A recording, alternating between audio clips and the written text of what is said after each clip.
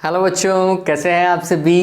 अरे last video थोड़ा सा छोटा वीडियो था, लेकिन वो एक अच्छा पॉइंट है। एग्जाम में सिंगल हैंडेडली पूछा जाता है बच्चों, यंग का व्यतिकरण प्रयोग से आप क्या समझते हैं, या फिर इस प्रयोग को स्पष्ट कीजिए।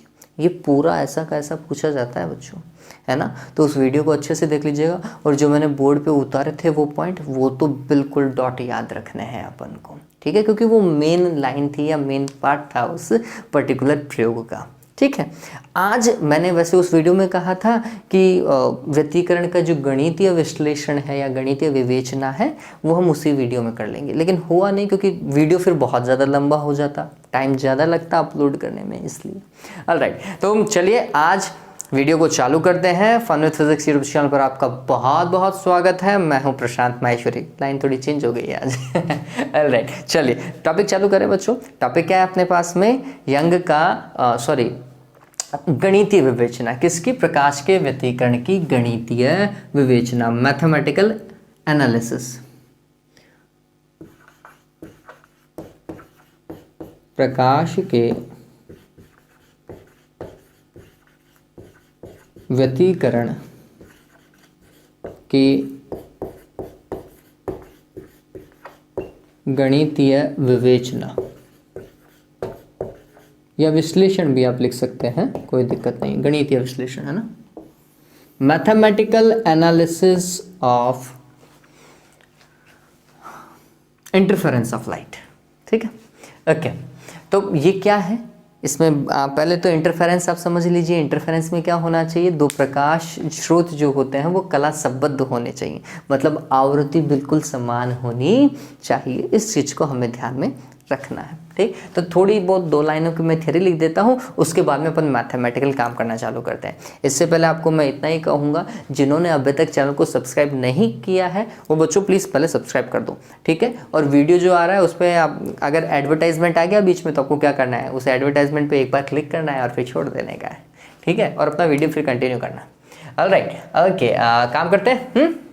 चलिए, और वीडियो पूरा देखा करो बच्चों, ये वीडियो बहुत ज़्यादा इंपॉर्टेंट होने वाला है। और वैसे भी आपको डेरिवेशन बहुत अच्छा लगता है। कुछ एक बच्चों ने मेरे को ये भी कहा है कि सर डेरिवेशन का अलग से आप PDF बनाएं और फिर हमें टेलीग्राम के ऊपर भेजिए। बच्चों मैं नोट्स आपको प्रोवाइड करवा रहा हूँ, उसमें वो डेरिवेशन है। अब अलग से मैं डेरिवेशन करूँ, it's a time consuming part. इतना काम तो कम से कम आप कर सकते हो, है ना। मतलब नोट्स भी मैं दे रहा हूँ, आप नोट्स नहीं बना रहे हो, ये भी गलत बात है। आपको नोट्स बनाने चाहिए, ठीक है। उनको उतारोगे जितनी बार उतनी तो आपकी प्रैक्टिस होगी।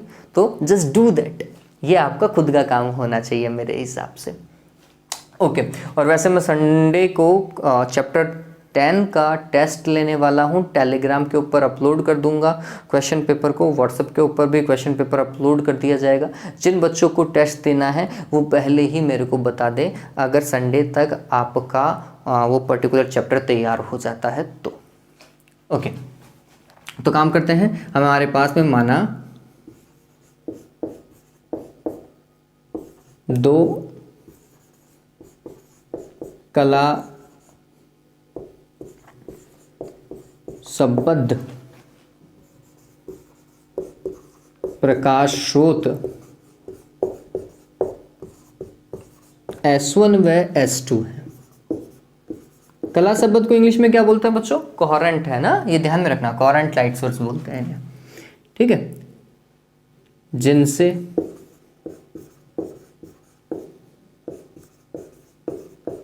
निर्गत तरंग की आवृत्ति क्या होनी चाहिए बच्चों? समान होनी चाहिए। आवृत्ति समान है, ठीक है। और वो आवृत्ति हम F मानेंगे और कोणीय आवृत्ति ओमेगा होगी, तथा आयाम। अब हम अलग अलग आयाम के लिए अभी काम कर रहे हैं, बाद में जाकर के आयाम को सेम कर देंगे। देखो, व्यतिकरण के लिए जो आयाम होना चाहिए वो या तो समान होना चाहिए या फिर लगभग समान होना चाहिए। हम जो डेरिवेशन कर रहे हैं उसमें लगभग समान ले रहे हैं, और एंड में जाकर के हम ये कंडीशन लगा देंगे कि अगर आयाम समान होता तो क्या होता, ठीक है। तथा आयाम क्रमशः A1 तथा A2 है। ठीक है, आयाम को A1 और A2 मान लिया है मैंने। ओके, मैं इसे कैपिटल लिख देता हूँ, मेरी आदत कैपिटल लिखने की पड़ी हुई है। ओके, बुक्स में नॉर्मली स्मॉल लिखा हुआ होता है ये, आप आरबीएससी पढ़ोगे तो EM1 और EM2 लिखा हुआ है। ऑलराइट, वो छोड़ दीजिए, मैं A1 और A2 से ही कीजिएगा, न्यूमेरिकल भी मैं उसी हिसाब से ही करवाऊंगा और ये सबसे सही तरीका होगा बच्चों। वो आपको टिपिकल लग सकता है, ये टिपिकल बिल्कुल भी नहीं लगेगा और 100% सही है, एग्जैक्ट है, डॉट है, कोई नकार नहीं सकता। ऑलराइट, तो आयाम हो गया हमारे पास में, तथा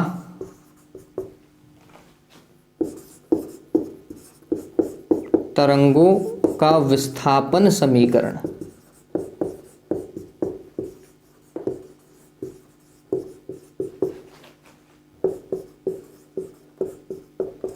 निम्न है। ठीक है, अब हम विस्थापन समीकरण लिख रहे हैं। तो पहली तरंग का विस्थापन समीकरण y1, इसका आयाम A1 था तो मैंने A1 लिखा और ये लिखा साइन ओमेगा टी। ओमेगा क्या? कोणीय आवृत्ति। ठीक है, और आप सभी को पता होगा ओमेगा इज इक्वल्स टू क्या होता है? 2πf होता है क्या? यही होता है। ठीक, तो पहली तरंग है जिसके लिए हमने समीकरण लिखा A1 साइन ओमेगा टी, सबसे सिंपल इक्वेशन है। आप कोस ओमेगा टी से भी कर सकते थे, कोई दिक्कत वाली बात नहीं है। y2 दूसरी तरंग का समीकरण, इसका आयाम कितना? A2 और तरंग हो जाएगी साइन ओमेगा टी।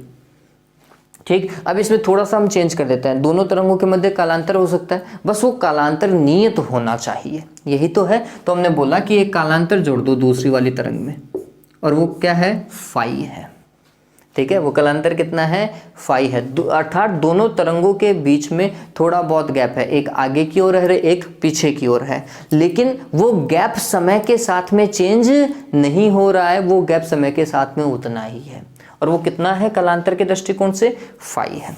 अब मैं यहाँ पे लिख देता हूँ, यहाँ ओमेगा कोणीय आवृत्ति तथा फाई क्या है बच्चों? नियत कालांतर है। ठीक है, अब ये दोनों तरंगे एक ही दिशा में जा रही हैं बच्चों, है ना? ये दोनों तरंगे एक ही दिशा में जा रही हैं, तो फिर ये माध्यम में क्या करने वाली हैं? अध्यारोपित होने वाली हैं। ये तरंगे माध्यम में एक ही दिशा में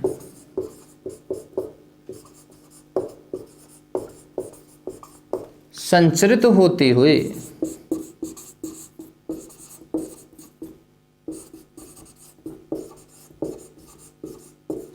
एक दूसरे पर अध्यारोपित होती हैं। अध्यारोपित होती हैं, अब इनका अध्यारोपण हो गया। ठीक है, और अध्यारोपण के फलस्वरूप एक इक्वेशन लिखते हैं, y is equals to y1 plus y2 plus y3 dot dot dot yn। यहाँ पर तो दो ही है, तो y1 प्लस y2 ही लिखा जाएगा। अतः अध्यारोपण के फलस्वरूप, अतः अध्यारोपण के फलस्वरूप, ठीक है, हाँ भाई, अध्यारोपण के फलस्वरूप क्या होगा बच्चों? y is equals to y1 plus y2, यही तो होगा। अब हमें क्या करना है? y1 और y2 का मान रखना है, और कुछ नहीं करना, बहुत सिंपल था। तो हमने लिखा समीकरण 1 व 2 से मान रखने पर, समीकरण 1 व 2 से मान रखने पर, मैथमेटिक्स है ये वाली, मैथमेटिक्स आपने 11th में भी की है, तो आपको अच्छे से समझ में भी आ जाएगा बच्चों। तो y बराबर क्या हो जाएगा बच्चों? वो देखिए, तो y is equals to y1 की जगह तो क्या लिखेंगे? A1 साइन ओमेगा टी, और y2 की जगह क्या लिखेंगे? A2 sine omega t plus phi. Done हो गया? ओके, अब क्या करना है? यहां पर एक फॉर्मूला है साइन ए प्लस बी का, सभी को पता है साइन ए प्लस बी क्या होता है? साइन ए कॉस बी प्लस कॉस ए साइन बी होता है, नहीं होता है? चलिए मैं आपके रेफरेंस के लिए यहाँ पे नीचे उतार देता हूँ, ये एग्जाम में लिखने की वैसे कोई ज़रूरत नहीं है। क्या फॉर्मूला यूज करने वाले हैं? साइन ए प्लस बी का फॉर्मूला यूज करने वाले हैं। वो क्या होता है? साइन ए कॉस बी प्लस कॉस ए साइन बी, ये फॉर्मूला होता है बच्चों, है ना? ये फॉर्मूला हम यूटिलाइज करने वाले। चलिए तो काम करते हैं। y इज इक्वल टू क्या होगा? तो सबसे पहले a1 sign of omega T, ऐसा का ऐसा, इसमें कोई चेंजेस नहीं। फिर आगे देखो, a2 बाहर ही रहेगा, एक ब्रैकेट बना लो, और अब साइन ए प्लस बी का फॉर्मूला, ए की जगह तो ओमेगा टी रखना और बी की जगह फाई रखना है। तो साइन ए मतलब sine omega t, cos B मतलब cos phi, plus cos A मतलब कॉस ओमेगा टी, और साइन बी मतलब साइन फाई। ठीक है, ये हमने फॉर्मूले में क्या कर दिया? वैल्यू पुट किया है, ए की जगह ओमेगा टी और बी की जगह फाई, ये ध्यान में रखना। फिर इस a2 को अंदर मल्टीप्लाई करो तो क्या हो जाएगा? a1 sine omega t plus a2 sine omega t cos phi, plus वापस से a2 cos omega t sine phi. ठीक है, हो गया काम। अब हमें क्या करना है? जो टर्म कॉमन है, जैसे यहां पर आपको साइन ओमेगा टी दिखाई देगा, ये कॉमन टर्म है, इसे कॉमन उठाओ आप। ठीक, तो हमने अगर यहां पर कॉमन ले लिया है साइन ओमेगा टी, तो यहां पर क्या बचेगा? a1 बचेगा क्या? यहां पर क्या बचेगा? तो मैं लिख रहा हूं a2 cos फाई। क्यों? क्योंकि साइन ओमेगा टी तो कॉमन आ गया, ये साइन ओमेगा टी जो कॉमन लिया था उससे मैंने बाहर लिख दिया। कोई फर्क पड़ा क्या? नहीं पढ़ना चाहिए। हमने क्या किया? साइन ओमेगा टी को कॉमन ले लिया। फिर इसी के तर्ज पे अगर आप देखोगे तो मैंने फाई वाले फैक्टर को पहले लिखा है ना? तो यहां पर भी हम फाई वाले फैक्टर को पहले लिखने की कोशिश करेंगे। तो मैंने लिखा a2 sine phi cos omega t, आगे पीछे कर दिया, गुणा में तो 2 गुणा 3 लिखो या 3 गुणा 2, बात एक ही। अब अगर आप ये समीकरण गौर करेंगे तो आपको पता होगा हर बार इस तरीके के समीकरण में फाई क्या है? कलांतर है, नियतमान है। a1 और a2 आयाम है, संख्यात्मक मान होते हैं, नियतमान होते हैं। तो ये पूरा एक नियतमान है, तो इसे एक अन्य तीसरे नियतमान के रूप में लिख सकते हैं। ऐसा का ऐसा अगर आप यहां देखेंगे, a2 साइन फाई, a2 आयाम नियत होता है, एम्पलीट्यूड होता है ना?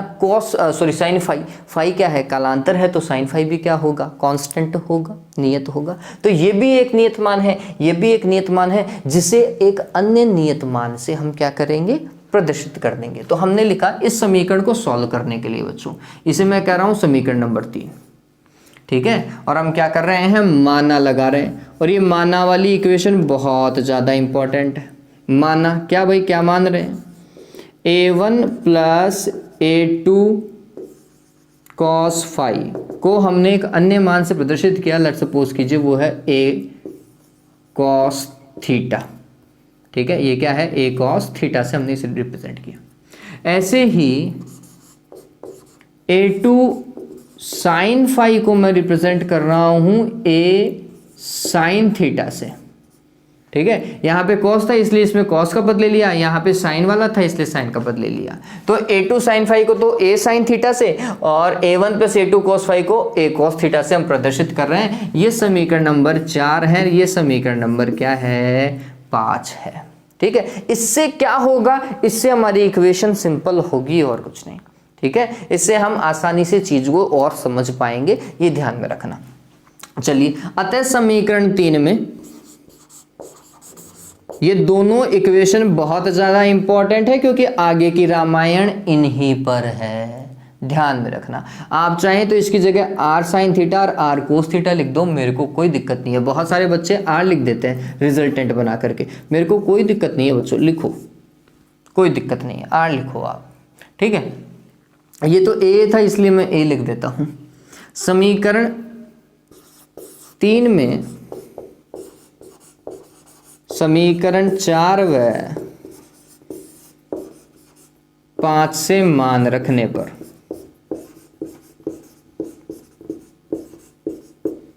हाँ भाई, क्या होगा, तो y बराबर क्या आएगा वो देखिए, इसकी जगह तो लिखेंगे r cos थीटा, है ना, और साइन ओमेगा टी तो आ ही रहा है। फिर इसकी जगह लिखेंगे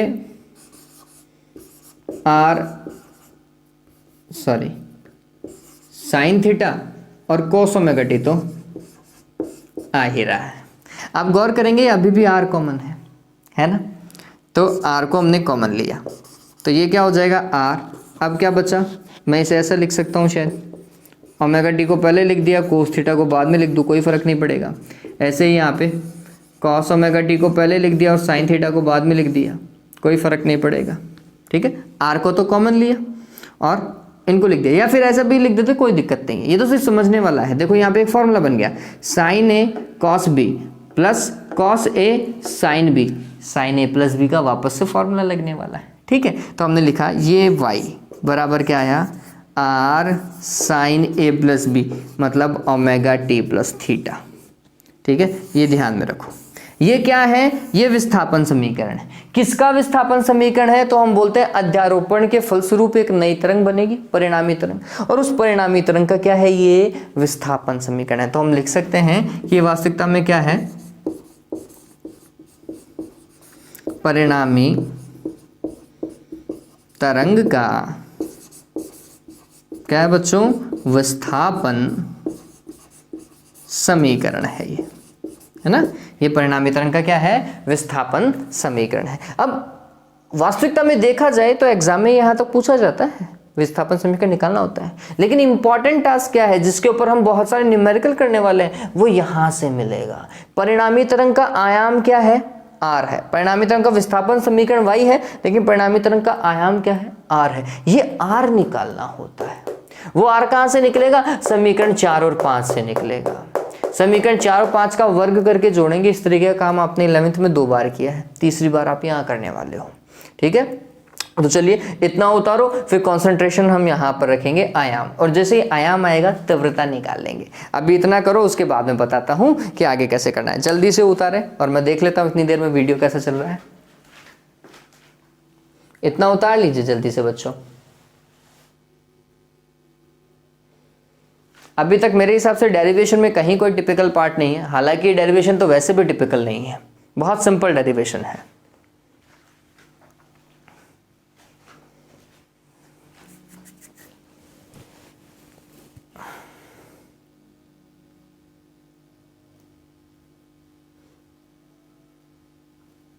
डन हो ही जाएगा, कर लोगे, साथ साथ ही कर लिया होगा वैसे तो कई बच्चों ने, मेरे साथ नहीं करते हैं मोस्टली तो। और वैसे देखते कितने हैं, 10-15 जने तो पूरे वीडियो देखते हो, अदरवाइज तो डाउनलोड कर लेते हो तुम।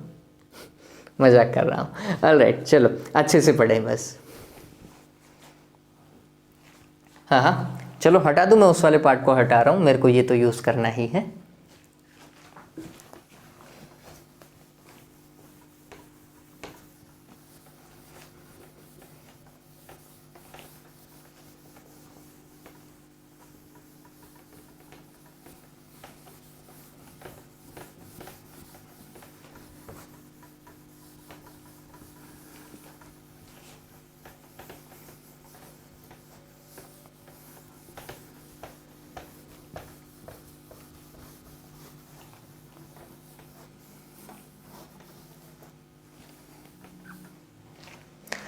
हाँ जी, तो परिणामी तरंग का हम क्या निकालेंगे, आयाम निकालेंगे। अब यहाँ से चीज़ें समझने लायक हैं और इम्पोर्टेंट चीज़ें चालू हो रही हैं।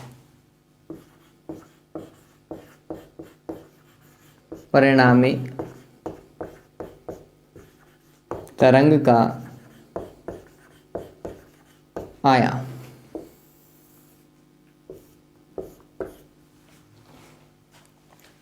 आर हम कैलकुलेट करेंगे, है ना, और वो कैसे कैलकुलेट किया जाएगा समझिए उसे।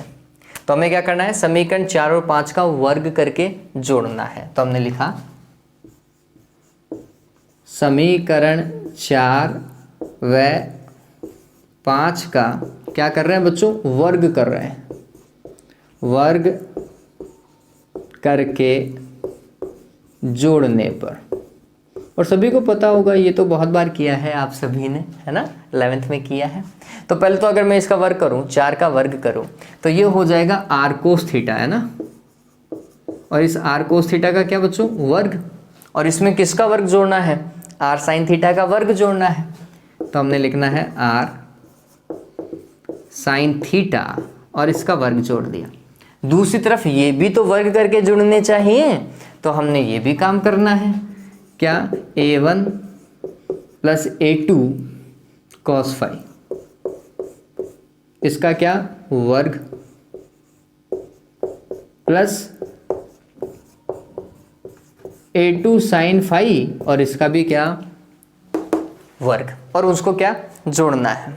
ठीक, ये तो बहुत सिंपल है। इस तरफ का ये क्या हो जाएगा, R square cos square theta, ये हो जाएगा R square sine square theta is equals to, ये देखो ए प्लस बी का होल स्क्वायर, है ना, ए प्लस बी, ये बी पूरा है का होल स्क्वायर है, क्या होता है ए स्क्वायर मतलब a1 का स्क्वायर, प्लस बी स्क्वायर मतलब a2 का स्क्वायर कॉस स्क्वायर फाई, ठीक है, प्लस 2ab प्लस 2, ए की जगह तो a1 और बी की जगह क्या a2 cos फाई, ठीक है, a square plus B square plus 2ab, इस तरीके से ये बना। और फिर इसमें ये और जुड़ रहा है, प्लस a2 का स्क्वायर और साइन स्क्वायर फाई, दोनों का वर्ग होना चाहिए ना। ये ध्यान में रखिएगा, स्टेप में गड़बड़ी नहीं होनी चाहिए। आर स्क्वायर को क्या लोगे, कॉमन लोगे, तो आर स्क्वायर को कॉमन लिया, क्या हुआ cos square theta plus sine square theta, यही तो होगा। बताओ भैया आर आएगा नहीं आएगा, ये तो एक हो जाएगा, ये सर्वसमीका तो सभी को पता है, ठीक है, तो ये एक हो जाएगा, ये आर स्क्वायर ही रह गया, हमें तो आर ही निकालना था, आर स्क्वायर आ गया तो आर भी आ जाएगा। आगे देखो, इस वाले को थोड़ा सा गौर करो, a2 का स्क्वायर कॉमन ले सकते हैं ना, तो हमने क्या लिखना है, a1 का स्क्वायर ऐसा का ऐसा और a2 का स्क्वायर कॉमन लिया, ब्रैकेट में देखो क्या बच रहा है, cos square phi plus sine square phi, यही बच रहा है। और क्या बच गया, 2a1 a2 cos फाई, ठीक है। चलिए अब ये मान कितना हो गया, 1 हो गया, है ना। तो हमने लिखना है आर स्क्वायर बराबर, देखिए a1 का स्क्वायर, यहाँ पे ये भी 1 हो जाएगा, प्लस a2 का square plus 2a1 a2 cos phi. देखो अब यहाँ पर चीज़ें वैसी की वैसी हैं जैसे आपने कभी 11th में पढ़ा था। दो सदिशों का जब आप योग पढ़ रहे थे, है ना, तो आपने सदिश योग में तो क्या लिखा था, आर सदिश बराबर पी सदिश प्लस क्यू सदिश। लेकिन जब आपने आर सदिश का परिमाण निकाला था बच्चों, है ना, तब आपने क्या किया था, R square is equals to P square plus Q square plus 2pq cos theta किया था, नहीं किया था, किया था। सेम यहाँ पर भी है, दो सदिश y1 और y2 है, तो उनका सदिश योग क्या होगा, y1 प्लस y2 सदिश होगा, ठीक है। और जब परिमाण निकालोगे तो क्या आ रहा है वो देखो, सेम पैटर्न, कोई चेंजेस नहीं है, कोई चेंजेस नहीं है। पी स्क्वायर की जगह a1 का स्क्वायर है, क्यू स्क्वायर की जगह a2 का स्क्वायर है ना, P square plus Q square plus 2pq cos theta, बताओ आ रहा है नहीं आ रहा है, सेम पैटर्न है भैया। फिजिक्स अपने रूल्स है ना चेंज नहीं करती है, एक बार जो बना दिया वो डॉट सत्य बैठेगा भैया हर जगह।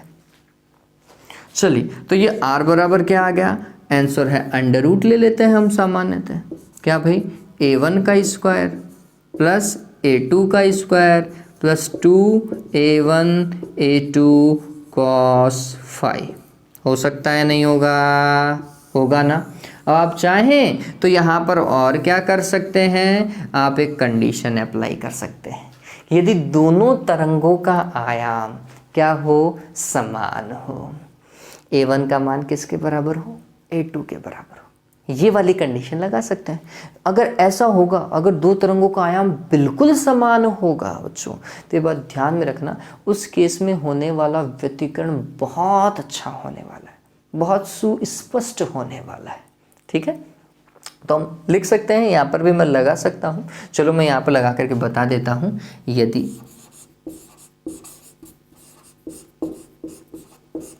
दोनों तरंगों का आयाम क्या हो बच्चों, समान हो, है ना। ठीक, अगर आयाम समान होगा, और इसे हम कैसा माने, इसे ऐसा ब्रैकेट में लिख दो, a1 का मान किसके, a2 के, और उसे हमने क्या मान लिया सुविधा के लिए, a मान लिया। तो फिर r स्क्वायर या फिर r बराबर क्या आएगा वो देखिए, अंडर रूट, इसकी जगह क्या लिखेंगे, a का स्क्वायर प्लस वापस से a का स्क्वायर प्लस 2 ऐसा का ऐसा, a इंटू ए, ये तो वापस से a स्क्वायर ही हो गया, और ये कोस फाई हो गया क्या। गौर कीजिए, a स्क्वायर और a स्क्वायर कितना, 2a स्क्वायर, डन, प्लस यहाँ पर वापस से 2a स्क्वायर, और क्या कॉस फाई, चलो, और अंडर रूट चल रहा है। 2a स्क्वायर को क्या ले सकते हैं, कॉमन ले सकते हैं, तो ये क्या आ जाएगा, 1 प्लस कोस फाई आएगा, नहीं आएगा, आएगा ना बच्चों, आएगा, अंडर रूट चल रहा है। अब ये 1 प्लस कोस फाई को मैं चेंज कर सकता हूँ, ये तो उतार लिया होगा ना, आप चाहें तो 1 प्लस कोस फाई को आप चेंज कर सकते हैं। किस तरीके से, आपने कोस 2 थीटा पढ़ा होगा, कभी पढ़ रखा है, अरे पढ़ा है नहीं पढ़ा है देवताओं, मैं धीरे से बोलता हूँ, तुम्हारी इंटेंसिटी भी मेरे हिसाब से धीरे हो जाती होगी, है ना, कि सर तो देखो ऐसे क्या पढ़ा रहे हैं। नहीं बच्चों, मैं धीरे बोल रहा हूँ, इसका मतलब ये है कि आवाज़ गूंजनी नहीं चाहिए, मेरी आवाज़, ये रूम छोटा है ना तो आवाज़ गूंज जाती है, इसलिए मैं धीरे बोलता हूँ, ओके। और मैं वो चाहता नहीं हूँ कि वो गूंजी हुई आवाज़ आए, बहुत ख़राब हो जाता है फिर वीडियो। ऑलराइट, हाँ, तो क्या कर रहे हैं हम वो समझिए। यहाँ पर कोस फाई का एक अलग से फॉर्मूला मैं लिख सकता हूँ, ये वाली चीज़ मत करना जो मैं वहाँ करने वाला हूँ, ठीक। क्या भाई आप सभी ने पता है कोस 2 थीटा का फॉर्मूला, क्या, कॉस 2 थीटा बराबर क्या होता है, 2 कोस स्क्वायर थीटा -1 होता है, नहीं होता, ऐसा पढ़ते हुए आए हैं, ठीक। अब अगर मैं यहाँ पे इसे सिर्फ कोस थीटा का फॉर्मूला ही लिखूं, तो जहाँ 2 थीटा है उसकी जगह थीटा लिख रहे हैं, तो थीटा की जगह क्या लिखेंगे, थीटा बटे 2 लिखेंगे भैया, और क्या करेंगे, ठीक। तो हमने इसे क्या लिखना है, 2 कोस स्क्वायर थीटा बटे 2, और -1 तो ऐसा का ऐसा, ठीक। अब देखो यहाँ पे 1 प्लस कोस थीटा है, ये इस तरफ ले आओ, 1 प्लस कोस थीटा बराबर क्या लिखा जा सकता है, 2 कोस स्क्वायर थीटा बाई 2 लिखा जा सकता है, ठीक है। चलो, तो r बराबर क्या हो जाएगा, देखो 2a स्क्वायर ऐसा का ऐसा, और इसकी जगह क्या लिखूं मैं, 2 कॉस स्क्वायर थीटा बाई 2। चलिए डन। और इसका अंडर रूट चल रहा है ना, अंडर रूट है, 2 गुणा 2 4 होता है, वर्गमूल के बाहर निकालोगे तो क्या आएगा बच्चों, 2 आ जाएगा। ए स्क्वायर का क्या आएगा, ए आएगा, कॉस स्क्वायर का क्या आएगा, कॉस आएगा। बताओ भाई, कोई दिक्कत नहीं होनी चाहिए। ऑलराइट, एक गलती कर रहा हूँ, बताओ क्या, फाई है ना, मैंने थीटा में कन्वर्ट कर दिया, यहाँ पे फाई लिखो, ठीक है। तो ये आ गया 2a cos फाई बाई 2। चलो, अब इसका क्या कहते हैं, एक फैक्टर आपको पता हो बच्चों कि यंग ने बोला था कि बैकवर्ड एनवलप जो होता है ना, ऐसा जब अपन तरंगाग्र बना रहे थे और आपको याद हो, या फिर ऐसा तरंगाग्र हमने बनाया और फिर उसमें ऐसा तरंगिकाएं शो की थी क्या, नहीं की थी, की थी नहीं की थी, मतलब ऐसे तरंगिकाएं बनाई थी नहीं बनाई थी, याद आ रहा है नहीं आ रहा है, और बोल रहा है कि अगला तरंगाग्र यही देखा जाएगा, ये वाला, ठीक है। इसका ये जो पीछे वाला बैकवर्ड एनवलप है ना, वो नहीं माना जाता है ना, नहीं माना जाता। हाँ, क्यों नहीं माना जाता वो यंग नहीं बता पाया, ठीक है। लेकिन अब हमें गणितीय विवेचना से वो पता चल रहा है। कैसे भाई, अगर हम पीछे वाला लेते तो फिर फाई का मान कितना लेते, 180। अगर आगे वाला लेते हैं तो फाई का मान कितना लेंगे, 0 डिग्री। आगे की दिशा में, सीधी दिशा में तो आगे की ओर जाओगे, किरण की दिशा में जाओगे, किरण की दिशा में मतलब 0 डिग्री। किरण के 180 डिग्री पीछे की ओर जाओगे तो फिर फाई का मान 180 डिग्री लेना पड़ेगा। तो उस केस में आपको पता चल जाएगा, जब मैं यहाँ पे 0 लिखता हूं तो cos 0 आता है, cos 0 का मान 1 हो जाएगा और फिर r का मान 2a, इसके बनने के चांसेस बढ़ जाएंगे। ठीक, लेकिन अगर मैं cos 180 लिखता हूं, cos 180 बटा 2 मतलब cos 90, cos 90 का मान होता है 0, तो फिर r का मान 0, उसका आयाम ही नहीं है भाई पीछे वाले का, तो फिर उसका अस्तित्व कहां से होगा।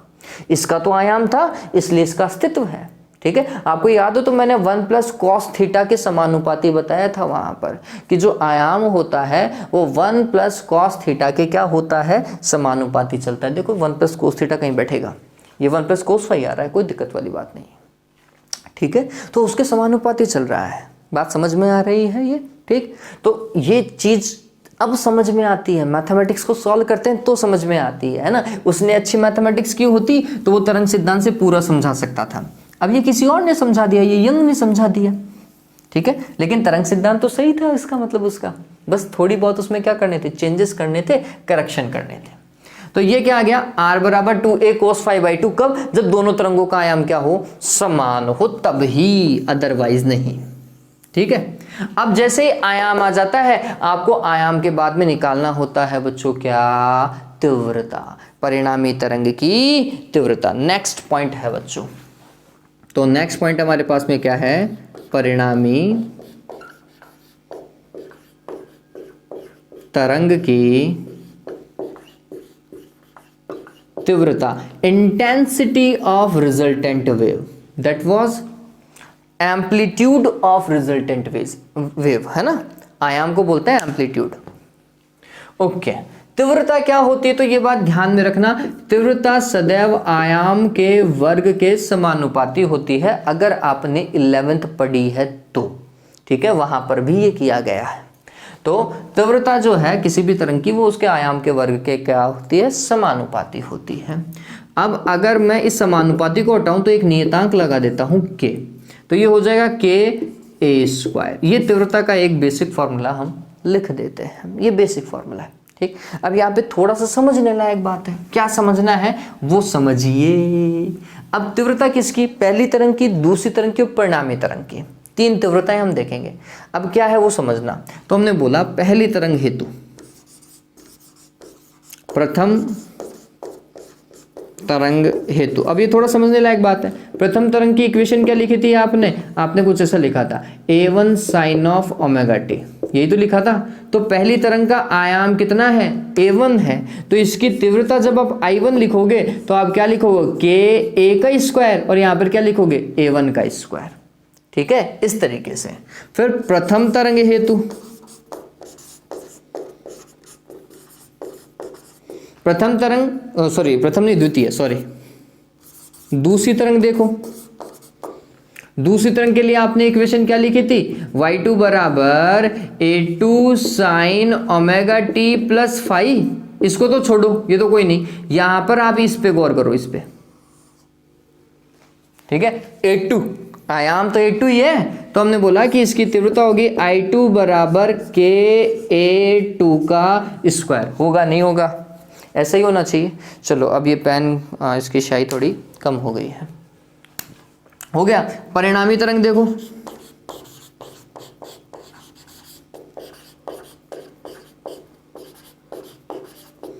परिणामी तरंग को हमने I लिखा, और परिणामी तरंग के लिए हमने क्या लिखा था, y is equals to R, समझना अब इस चीज को, y is equals to R sine omega t plus theta. आयाम क्या है, r है, तो मैं क्या लिखूंगा, i इज इक्वल्स टू के आर स्क्वायर। ठीक है ये बात, और आर स्क्वायर का मान मेरे को पता है, मैं काम कर सकता हूं आगे। ठीक, तो हमने क्या करना है, अतः क्या हो जाएगा बच्चों, i इक्वल्स टू के ऐसा का ऐसा, आर स्क्वायर का मान रख रहे हैं क्या भाई, a1 का स्क्वायर प्लस a2 का square plus 2a1 a2 cos phi, यही तो है। k को अंदर मल्टीप्लाई करो तो क्या हो जाएगा, k a1 का स्क्वायर प्लस k a2 का स्क्वायर, ऐसा ही तो होगा, plus 2k a1 a2 cos phi, यही तो है। ये समझ में आ रहा है। चलिए अब बहुत सिंपल काम है, देखो k a1 का स्क्वायर क्या लिखा जा सकता है, i1 लिखा जा सकता है। k a2 का स्क्वायर क्या लिखा जा सकता है, i2 लिखा जा सकता है। ठीक है, ये परिणामी तरंग की तीव्रता आई। यहां पे देखो 2k a1 a2, ये क्या चीज है भाई, तो देखो i1 और i2 को मल्टीप्लाई करके देखो एक बार, i1 को किससे मल्टीप्लाई किया, i2 से, तो ये क्या आया वो देखना, k a1 का स्क्वायर गुणा k a2 का स्क्वायर, ऐसा ही है। अब अगर मैं दोनों तरफ अंडर रूट लगाऊं तो इसके भी तो अंडर रूट लगाऊं। अब देखो सॉल्व करो इसको, k इंटू के स्क्वायर होता है, अंडर रूट के बाहर निकालोगे तो क्या आएगा, k a1 का स्क्वायर अंडर रूट के बाहर निकालोगे तो क्या आएगा, a1 a2 का स्क्वायर अंडर रूट के बाहर निकालोगे तो क्या आएगा, a2। तो अगर i1 और i2 को गुणा करूँ और उसके अंडर रूट लगा दूँ तो वो मान किसके बराबर है, k a1 a2 के बराबर है, ऐसा ही है क्या। ठीक, तो अब देखो यहाँ पे k a1 a2 आ रहा है क्या, क्या लिख सकते हैं उसकी जगह, अंडर रूट i1 i2 लिख सकते हैं देवताओं, लिख सकते हैं ना। चलिए तो इसकी जगह मैं लिख देता हूँ 2 तो ऐसा का ऐसा, अंडर रूट i1 i2 और कोस फाई अंडर रूट के बाहर होना चाहिए, पता चले तुम ज़्यादा होशियार बन जाओ, अंडर रूट इस पे भी लगा दिया, हो जाएगा काम। ठीक, ये परिणामी तीव्रता है, ये क्या है, परिणामी तरंग की तीव्रता है जो हमें निकालनी थी। ठीक, इसका और फॉर्मेट भी बन सकता है, ये वाला फॉर्मेट भी बहुत कारगर है। इससे भी हम काम करेंगे आगे। चलिए, और अब आगे और क्या चेंजेस कर सकते हैं, जब आयाम समान था तो तीव्रता भी तो समान होगी भैया, होगी नहीं होगी। ठीक, तो हमने बोला कि अगर यहाँ पर ये कंडीशन लगा दी जाए कि जब दोनों तरंगों की तीव्रता समान हो, तो ये बात ध्यान में रखना उस समय आयाम भी समान था। ठीक, तो मैं यहाँ पर वापस से वो वाली कंडीशन लगाता हूँ, यदि दोनों तरंगों की क्या बच्चों, तीव्रता समान हो। ठीक है, तीव्रता को क्या कर रहे हैं, बराबर कर रहे हैं। अगर तीव्रता समान है और क्या भाई, i1 का मान पहली तरंग की तीव्रता दूसरी तरंग की तीव्रता के बराबर, और उसको मैं मान रहा हूं i0, क्या मान लेते हैं उसको, i0 मान लेते हैं। ठीक, तो क्या हो जाएगा, देखो भाई i बराबर i1 की जगह क्या i0 रखा, i2 की जगह भी क्या i0 रखा, फिर प्लस 2 अंडर रूट i1 और i2, मतलब i0 को किससे गुणा करना है, i0 से, और यहाँ पर cos फाई ऐसा का ऐसा। ठीक है, चलिए i0 कितना हुआ, 2i0 का स्क्वायर और अंडर रूट के बाहर लिखोगे तो 2i0 लिख दो क्या, और ये क्या cos फाई। ठीक है, 2i0 को क्या लिया जा सकता है, कॉमन लिया जा सकता है। ठीक, तो इसे मैंने कॉमन ले लिया, 2i0 कॉमन, क्या बचा ब्रैकेट में, 1 प्लस कोस फाई बैठा नहीं बैठा बच्चों, 1 plus cos phi 1 plus cos phi, solve करेंगे तो क्या आएगा, 2 कोस स्क्वायर फाई बाई 2। ठीक, तो इसको हमने अगर सॉल्व करना है आगे तो ये क्या हो जाएगा, 2i0 into 2 cos square five by 2, 2 into 2 क्या हो जाएगा, 4 हो जाएगा क्या, 4i0 cos square five by 2। ये कब, जब आयाम और तीव्रता समान थे तभी, अगर समान नहीं है तो फिर तो यही कारगर है ना, तब ये कारगर है, अगर समान है तो फिर ये। ठीक, मैं तो कहूँगा इनको और इसको भूल जाओ, कोई लेना देना नहीं है, छोड़ो इस रामायण को, अपन को तो यही याद रखना है, क्योंकि अगर ये याद है ना बच्चों, और यही याद रखना, वो अगर नहीं भी कर रहे हो कोई दिक्कत नहीं है। अपन जो क्वेश्चन करने वाले हैं उनमें ये फॉर्मूला जो है वो बहुत ज़्यादा उपयोग में आने वाले हैं, इन्हीं से ही सारी चीज़ें बनेंगी, ठीक है। तो अपन इन्हीं से काम करने वाले हैं। ये तो सिर्फ समझाने के लिए था कि अगर आयाम समान होता है, तीव्रता समान होता है, तो फाइनल फॉर्मेशन कैसे बन सकता था, ठीक है। तो चलो इतना उतारो और मैं देख लेता हूँ वीडियो की लेंथ कितनी हो गई है। अगर ज़्यादा हो गई है तो अभी इस वीडियो को यहीं कंप्लीट कर देंगे, अदरवाइज इसे आगे सॉल्व करना ही है ना। ओके, इसे सॉल्व करेंगे, अभी सॉल्व करेंगे। तो वीडियो को पॉज कर लीजिएगा, उतार लीजिएगा, और चलो आप इतनी देर उतार लो, मैं इंक फिल कर लेता हूँ। अब यहाँ पर ये जितना कर लिया ना बच्चों, ये बहुत इंपॉर्टेंट टास्क था। अब हमारे पास में क्या आने वाला है, संपोषी और विनाशी व्यतिकरण, constructive interference and destructive interference, ठीक है, वो अपन पढ़ने वाला है।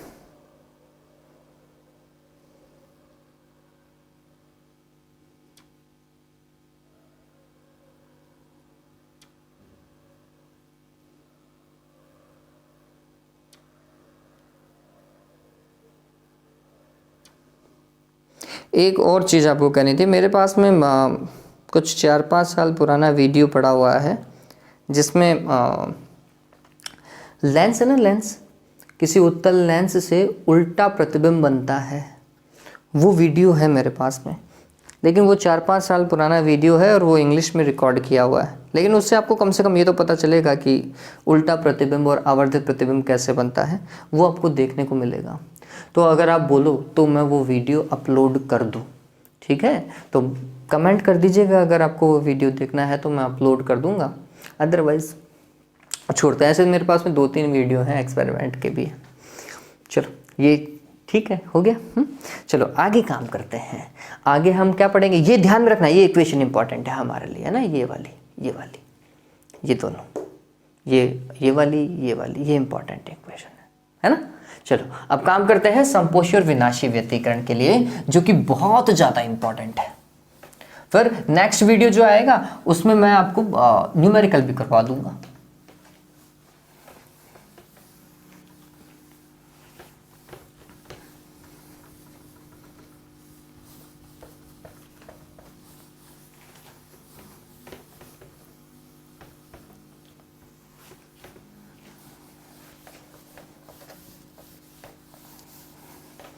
तो अगर मैं आपको संपोषी व्यतिकरण ही करवा दूं तो ऑटोमेटिकली आप विनाशी व्यतिकरण खुद कर सकते हैं, है ना।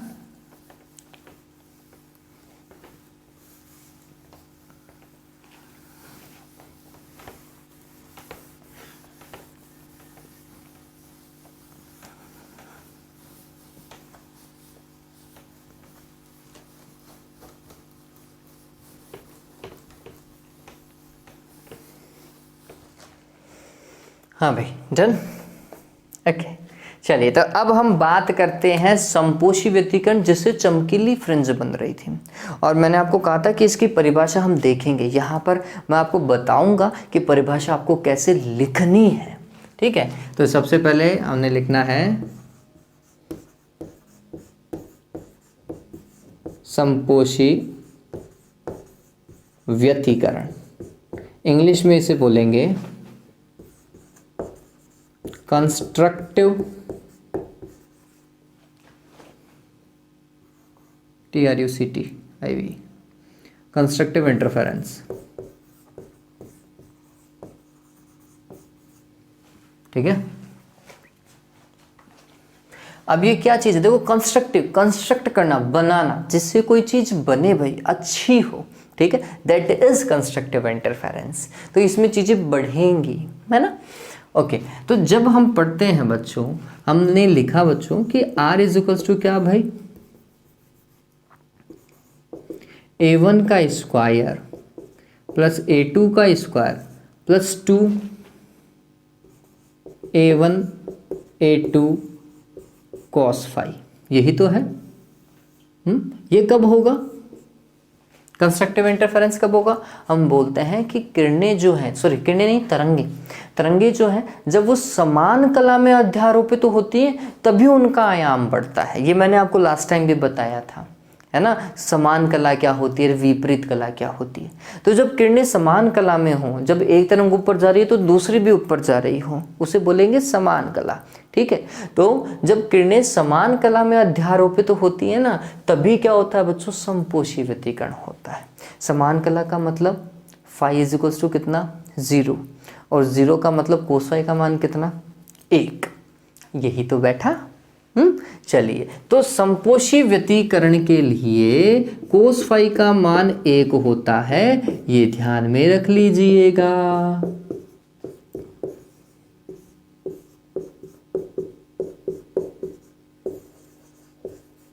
ठीक है, तो हमने यहां से काम करना चालू किया।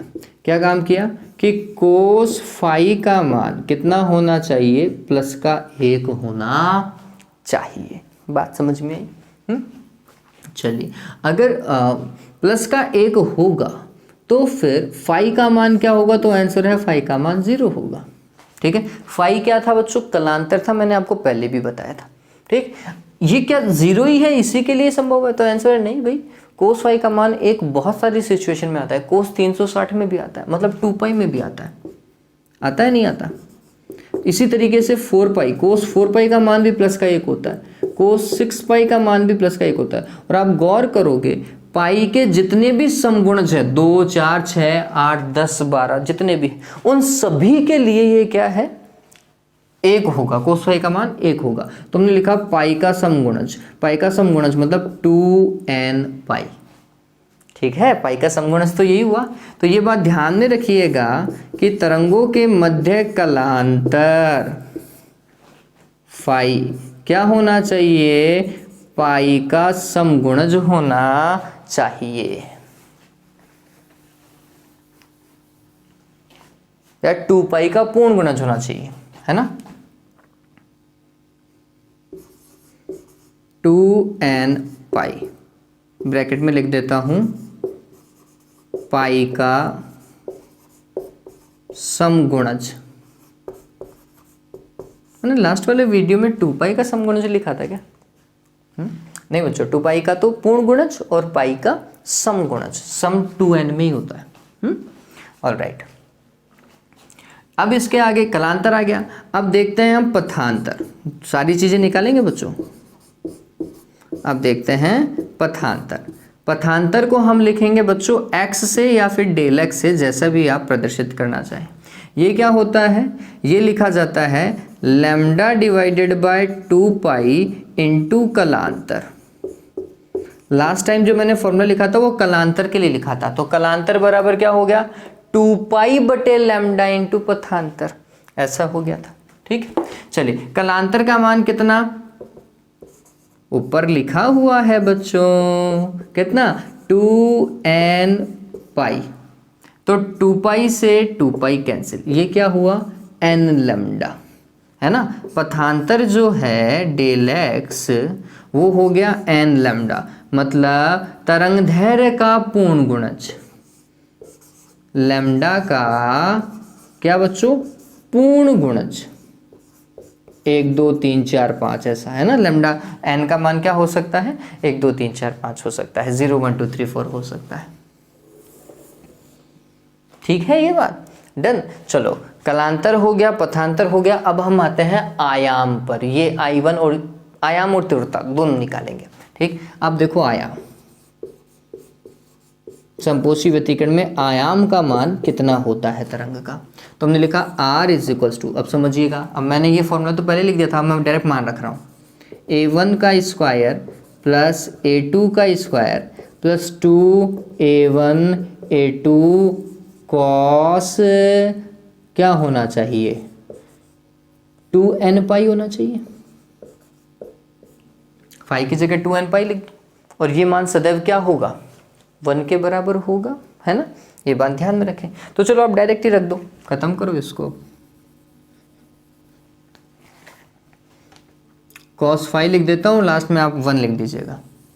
ठीक है, तो 1 लिखेंगे तो क्या होगा, क्या होगा भाई, a1 का स्क्वायर प्लस a2 का स्क्वायर प्लस 2a1 a2, यही होगा। देखो a square plus b square plus 2ab, a plus b का होल स्क्वायर, है ना। तो इसे अपन क्या लिखेंगे,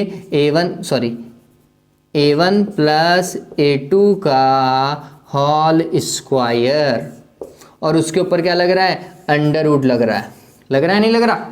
चलो तो फाइनली क्या आया, a1 प्लस a2 आया नहीं आया। चलिए, तो इसमें आप देखेंगे कि आयाम जुड़ जाता है, और कोई भी चीज जुड़ेगी तो आयाम बढ़ेगा ही, सीधी सी बात है, ये तो नॉर्मल सा फैक्ट है। ठीक, अब देखो तरंगों का अगर आयाम बराबर होता तो क्या होता, यदि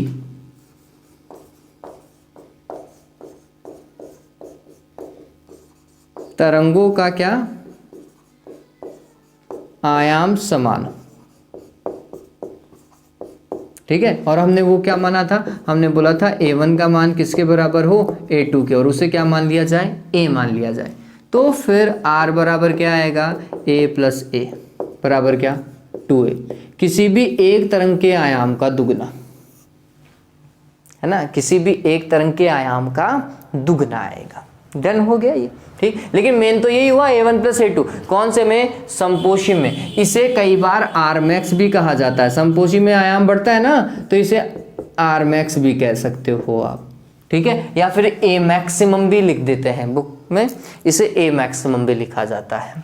ठीक है, चलिए आगे देखो, आयाम आ चुका, अब तीव्रता की बात करते हैं। तीव्रता, ठीक है, तीव्रता में अब कैसे लिखेंगे हम इस चीज को, समझिए, कोस फाई का मान 1 लिखना है उस फॉर्मूले में, तो I इज इक्वल्स टू, देखो कई तरीके हो सकते हैं, पहले तो उस फॉर्मूले से देखो, I1 plus I2 plus 2 under root I1 I2, cos phi का मान 1 रख दिया मैंने।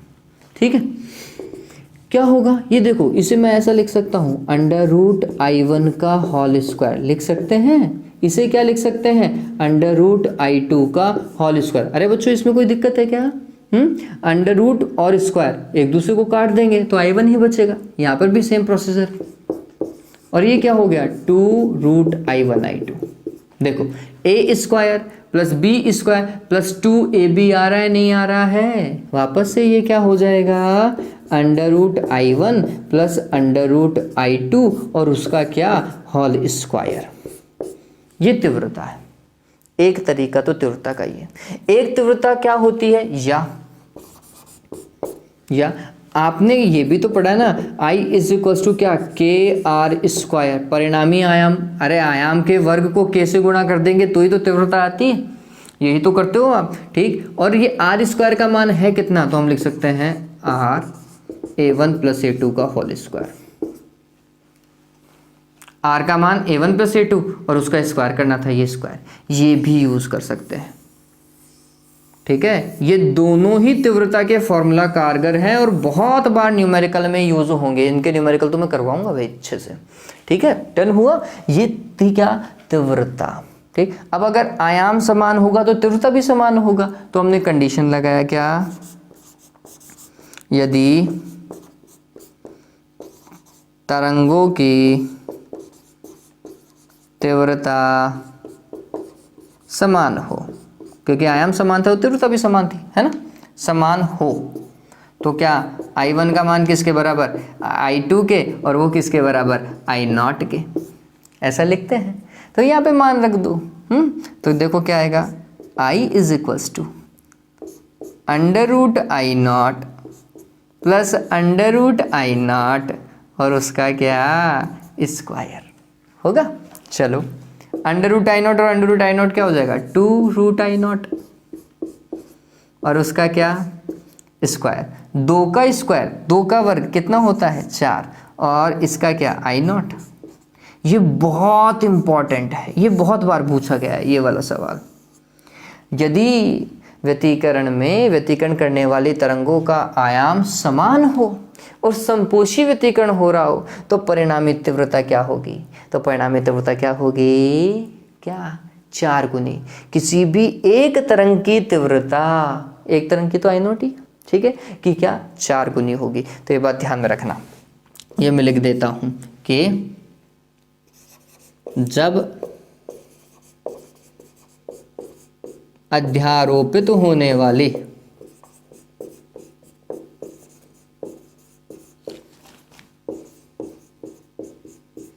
तरंगों का आयाम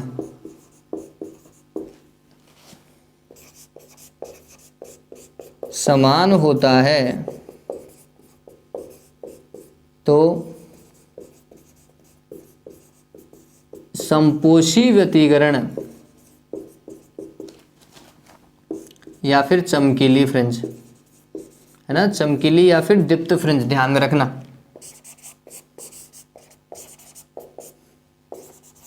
का आयाम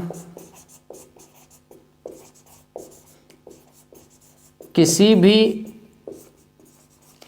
एक तरंग के आयाम का दुगना, है ना, किसी भी एक तरंग के आयाम का दुगना तथा तीव्रता 4 गुनी होती है। किसी भी एक तरंग की तीव्रता की क्या होती है? 4 गुनी होती है। ये बात ध्यान में रखना, ये बहुत बार पूछा गया है, ठीक है, कि चमकीली फ्रिंज की तीव्रता कितनी होगी? किसी भी एक तरंग की तीव्रता की 4 गुनी। आयाम कितना होगा? किसी भी एक तरंग के आयाम का 2 गुना होगा, ठीक है। कब? जब आयाम समान हो, और आयाम समान तो तीव्रता भी समान होगी, ठीक है। तो ये कर लोगे? चलो इतना उतारो जल्दी से, फिर इसकी परिभाषा बताता हूँ कि कैसे काम करेंगे। जल्दी से उतारो बच्चों, ये वीडियो बड़ा जाने वाला है। उतारो उतारो, करते हैं, ये तो पूरा करके ही रहेंगे इसे तो।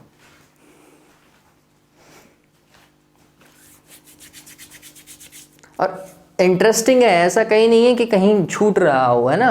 ये सारी चीजें एक दूसरे से क्या चल रही हैं? लिंक चल रही हैं।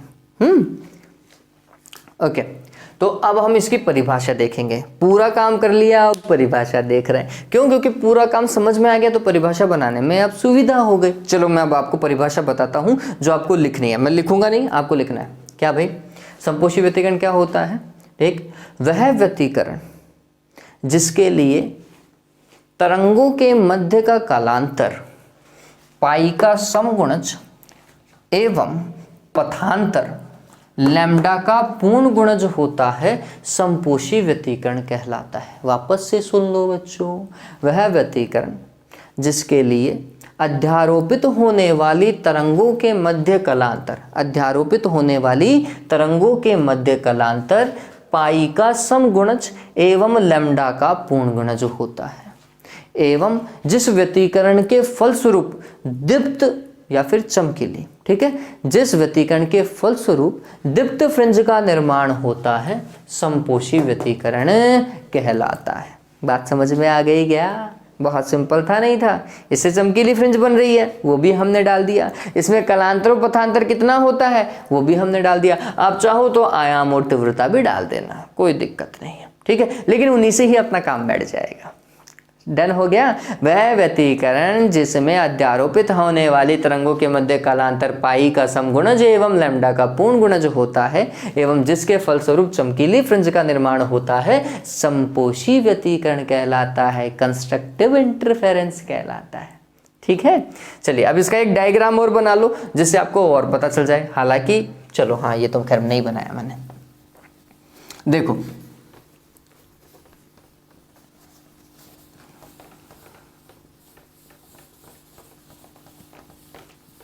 हाँ भाई, इसका डायग्राम कैसा बनेगा? इस तरफ टी लिख दिया, है ना। अब देखो, ये एक तरंग है ऐसे,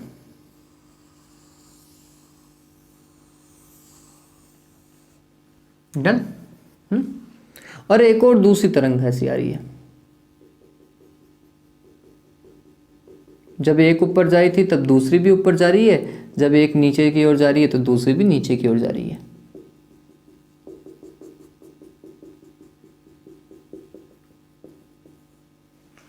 डन हो गया, है ना। 2 तरंगें हैं, है ना। ये वाली तरंग y1 मान लो, ये वाली y2 मान लो। और अगर मैं इनका आयाम देखूं तो एक का आयाम तो है a1 और दूसरे का आयाम क्या है? a2। ठीक, अब क्या होगा? दोनों समान कला में है भाई, एक ऊपर की ओर जा रही तो दूसरी भी ऊपर की ओर, एक नीचे की ओर जा रही तो दूसरी भी नीचे की ओर। तो जो परिणामी तरंग बनेगी वो कैसी बनेगी? आंसर है कुछ ऐसी। दोनों के आयामों का योग कर दो एक बार के लिए। जुड़ेगा तो ऊपर की ओर ही जाएगा ना भाई।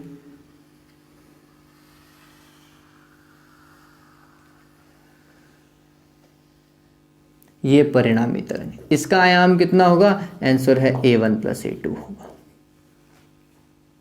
ठीक है, इस तरीके से ये एक लाइन की, ये 2 लाइन की, तो 1 + 2 कितना होता है? 4 लाइन, सॉरी 3 लाइन होता है।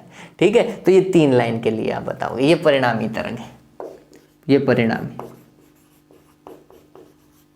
ठीक है, डन हो गया। इस तरीके से काम, ये समपोषी व्यतिकरण है जिसमें आयाम आपको बढ़ता हुआ दिखाई देगा। ठीक है, ऑलराइट, चलो ये डन हुआ, कंप्लीट। ओके, तो समपोषी व्यतिकरण कंप्लीट हो चुका है बच्चों।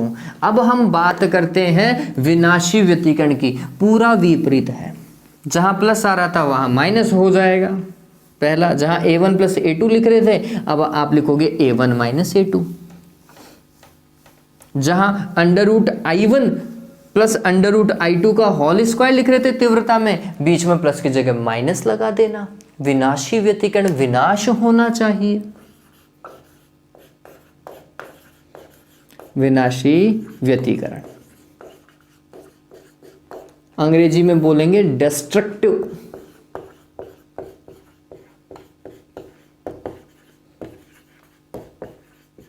इंटरफेरेंस।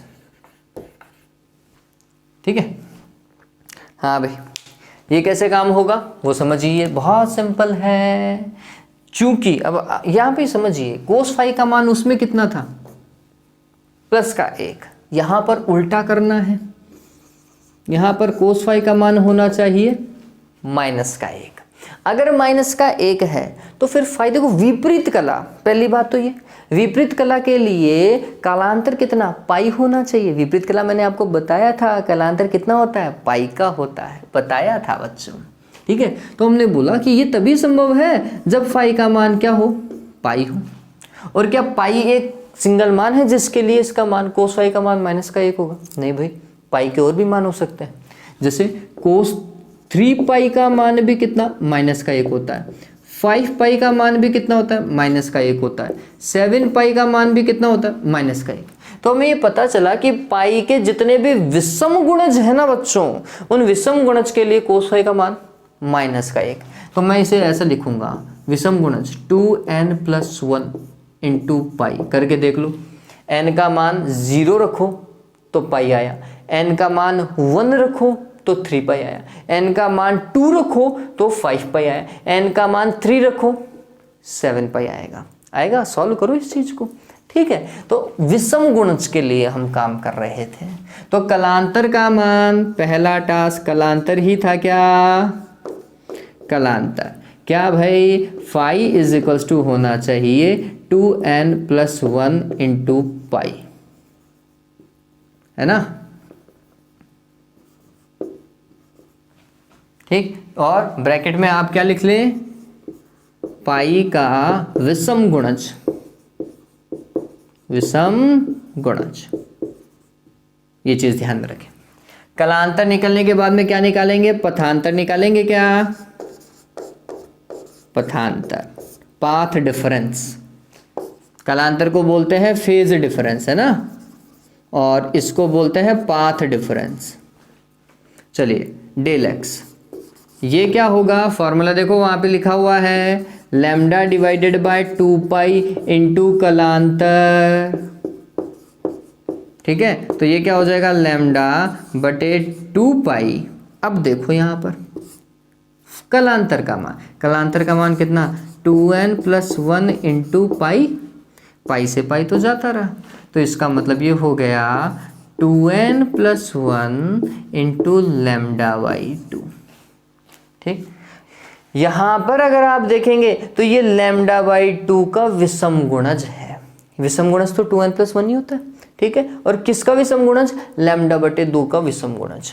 ठीक, तो अब अगर विनाशी व्यतिकरण की परिभाषा देनी है तो ये बात ध्यान में रखना, विनाशी व्यतिकरण में हमेशा काली फ्रिंज मिली थी, अदीप्त फ्रिंज मिली थी। ठीक है, दूसरा परिभाषा का सारा डेटा आ चुका है। अब क्या भाई?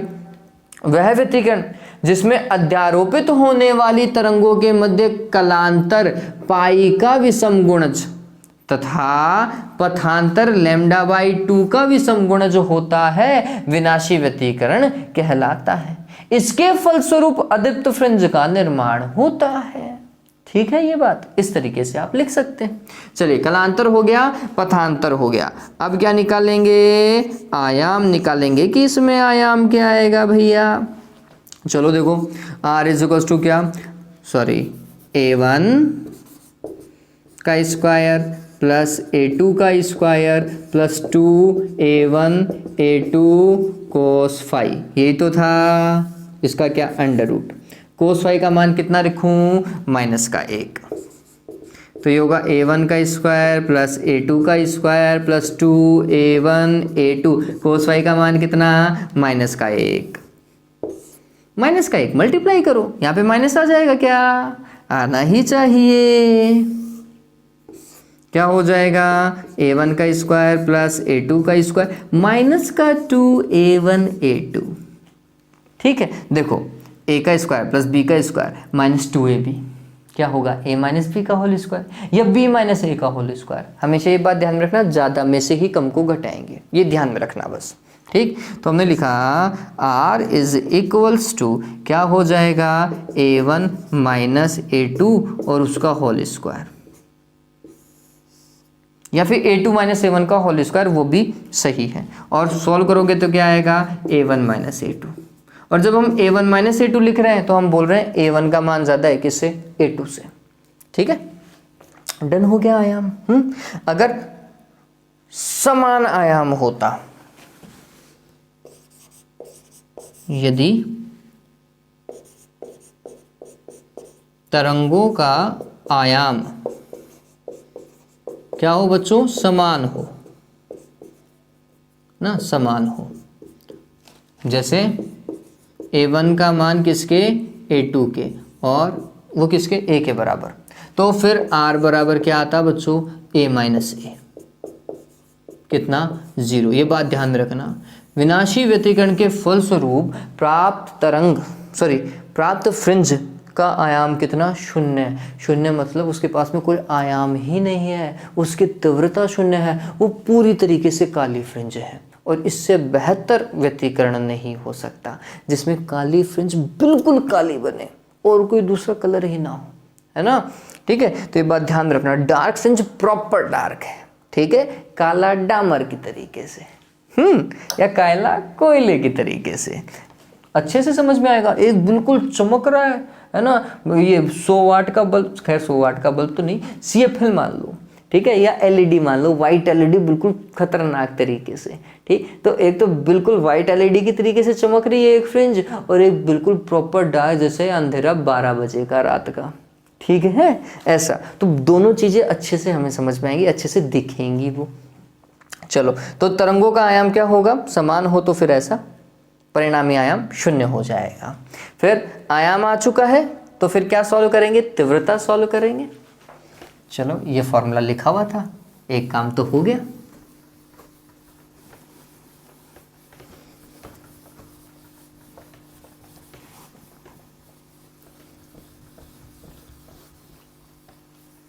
हाँ भाई, ये यहां से चालू कर रहा हूं, है ना?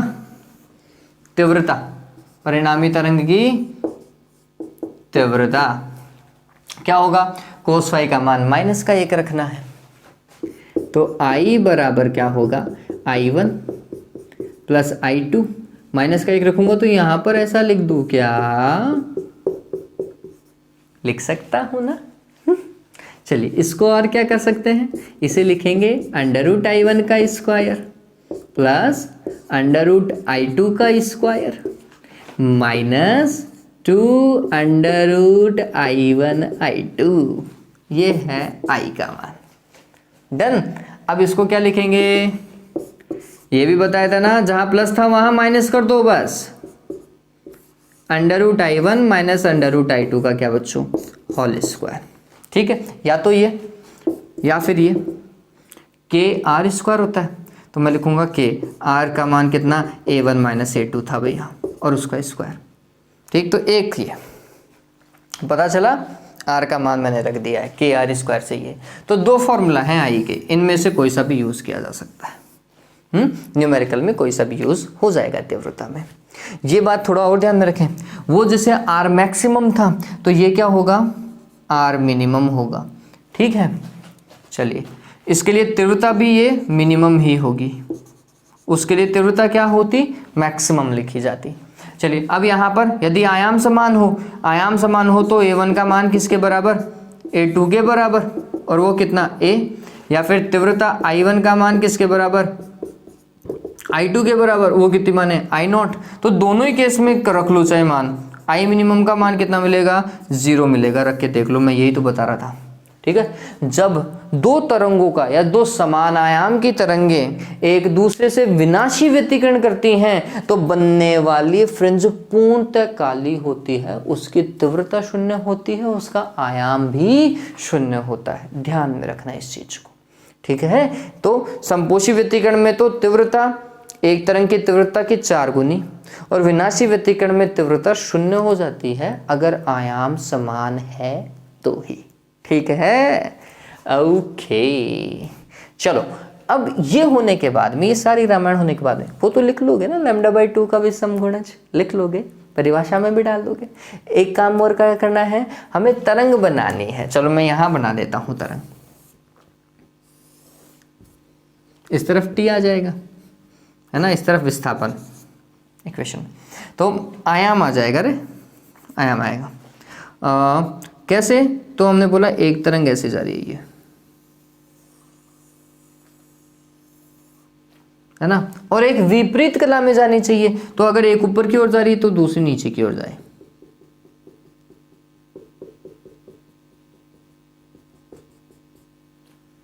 ऐसा, जब ये ऊपर की ओर तो ये नीचे की ओर, जब ये नीचे की ओर तो ये ऊपर की ओर, ऐसे, ठीक। अब देखो एक का आयाम कितना,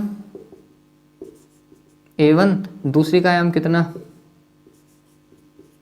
A2, ठीक। लेकिन इसका A2 नीचे की ओर है, तो जब आप जोड़ोगे तो ये होगा A1 माइनस का A2, ऐसा ही होगा, ऐसा ही देखा जाना चाहिए, ठीक। और अगर ऐसा है बच्चों, तो फिर आपको देखने को मिलेगा जो परिणामी तरंग है ना, वो कुछ ऐसी जाएगी, जिसका आयाम ज्यादा है उसकी तरफ A1 माइनस A2, यहाँ पे A2 माइनस A1, ऐसे, ठीक, इस तरीके से जाएगी। ये परिणामी तरंग है जिसका आयाम यहाँ पर कितना लिखा जाएगा, A1 माइनस A2, ठीक है, ये ध्यान में रखिएगा, इस तरीके से जाएगी। तो परिणामी तरंग का आप देखेंगे आयाम जो है, जो सबसे ज्यादा आयाम वाली तरंग है ना, उससे कम होता है, ठीक है। इससे हमें ये पता चलता है। तो कुल मिलाकर के अगर दोनों का आयाम समान होता तो ये तो बिल्कुल जीरो फ्लैट बन जाती है भैया, है ना। अगर दोनों तरंगे जो विपरीत कला में अध्यारोपित होती, एक ऐसे आ रही है और दूसरी उतनी की इतनी नीचे से आ रही है, तो आप देखेंगे परिणामी तरंग बिल्कुल ये बनती है, फ्लैट लाइन, ये परिणामी तरंग बनती है, ठीक। क्यों, क्योंकि A1 माइनस A2 करते तो 0 आता, तो फिर ये फ्लैट लाइन मिलती है हमें, ऐसी ये परिणामी तरंग होती है। बात ध्यान में रखना, पूर्णतः शून्य तीव्रता की तरंग पूर्णतः शून्य आयाम वाली तरंग बनती, ठीक। तो ये था विनाशी व्यतिकरण, जिसमें तरंग का आयाम का भी विनाश होता है, तीव्रता का भी विनाश होता है। समपोषी में उनकी तीव्रता भी बढ़ती है, आयाम भी बढ़ता है। ये आज का टॉपिक था, क्या बच्चों, गणितीय विश्लेषण किसका, व्यतिकरण का, ठीक। नेक्स्ट जो वीडियो आने वाला है उसमें हम इन चीज़ों को यूज़ कर सकते हैं कि ये कैसे यूटिलाइज होंगी, क्योंकि न्यूमेरिकल करने मेरे को तो ये फॉर्मूला ध्यान में रखने पड़ेंगे आपको। आई मिनिमम क्या होता है, आई मैक्सिमम क्या होता है, आर मिनिमम क्या होता है, आर मैक्सिमम क्या होता है, ये चीज़ आपको याद रखनी पड़ेगी, है ना। मैक्सिमम में प्लस लगाना है, मिनिमम में माइनस लगाना है, इतना ही काम है, ठीक। और नेक्स्ट वीडियो में हम क्या करने वाले हैं, हम नेक्स्ट वीडियो के अंदर बच्चों पढ़ेंगे यंग का जो व्यतिकरण हमने पढ़ा है बच्चों, उसने पूरा डेमोन्स्ट्रेशन किया था द्विस्लिट प्रयोग से, ठीक। तो उसमें जो फ्रिंज बन रही है दीप्त और अदीप्त, उसकी फ्रिंज चौड़ाई कैलकुलेट करने वाले हैं। ये जो पर्टिकुलर वीडियो आएगा नेक्स्ट वाला, है ना, यंग के व्यतिकरण या द्विस्लिट प्रयोग के द्वारा फ्रिंज चौड़ाई को ज्ञात करना, ये बहुत ज़्यादा इंपॉर्टेंट पॉइंट है, बोर्ड क्लास में अमूमन 90% केसेस में पूछा जाता है, ठीक है। तो वो अच्छे से आपको करना होगा। उससे पहले इसको दिमाग में डाल लो। न्यूमेरिकल आ गया तो बहुत इजी मिलेगा आपको। ये ऐसा थोड़ा सा अजीब सा लगेगा, लेकिन न्यूमेरिकल बहुत मक्खन की तरीके से जाने वाला है। हालांकि ये भी मक्खन की तरीके से जाने चाहिए। चलिए आज के लिए इतना ही। Have a good day, take care.